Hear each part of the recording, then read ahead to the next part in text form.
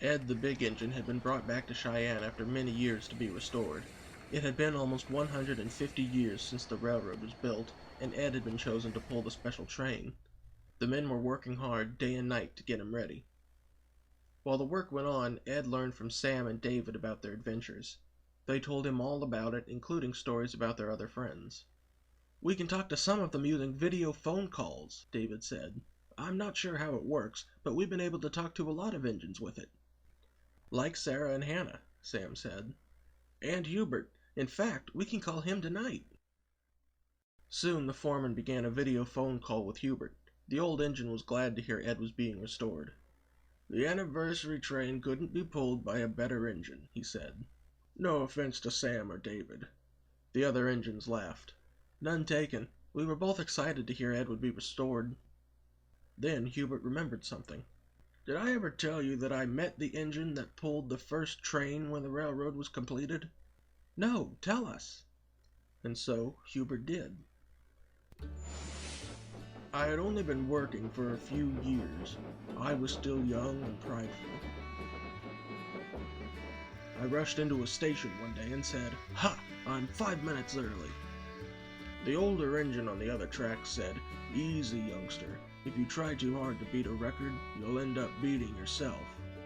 To me, he was just talking nonsense, but I soon learned he was right.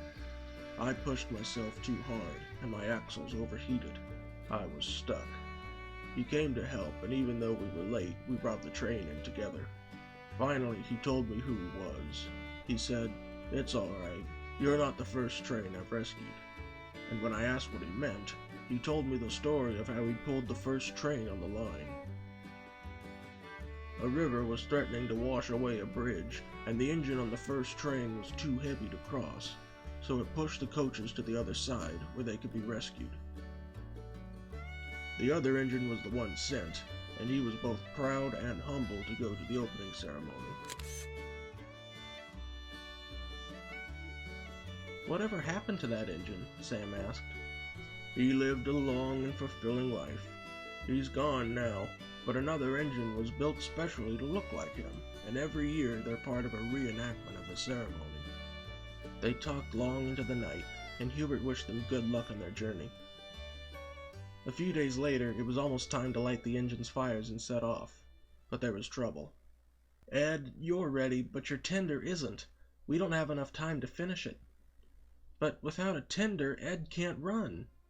This worried the engines, but David got an idea. "Take my tender," he said. "It's ready to go." But Ed wasn't sure. "If I take your tender, you won't be able to come with us." "It's all right," said David. "You deserve to be able to run under your own power. Everyone's waiting to see you. We can't let them down. Besides, if you take my tender, part of me will still be with you in spirit." Ed was sad his brother wouldn't be coming with him, but he didn't want to let anyone down, so he agreed. Soon David's tender was hooked onto Ed, and he and Sam were building up steam. They had a long journey ahead of them.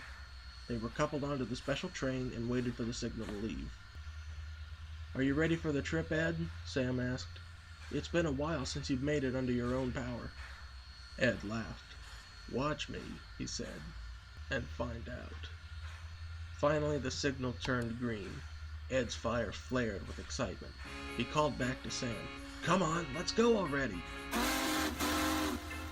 "Whoa, all right," Sam said, puffing hard to keep up. I'm coming.